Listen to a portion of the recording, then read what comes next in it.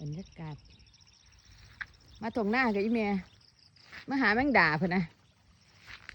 ไม่ได้ดอกแมงดาจ้ะได้แต่ผักบุ้งเบากับบ่ฟังอีอันสามคันแท้เพื่อนนะน้ำไหล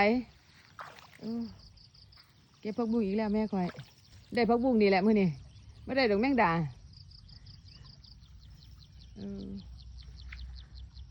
ฝนก็จิตตกอีกแล้วเบิดมือแล้วมื้อนี้มึงสภาพแล้วเก็บกับไปผักบุ้งคอยก็จะได้กินผักบุ้งนี่แหละเก็บมาบักหลายเด้กังเว้นก็จะได้กินลวกผักบุ้งกับตำบักฮุ่งนี่แหละมึงแหละแม่คอยเศร้าว่าเป็นดอกมื้อนี้สภาพอากาศ มันคักอีหลีว่าโอ้ยเอิ้นขึ้นก็บ่ขึ้นเด้อเอาไป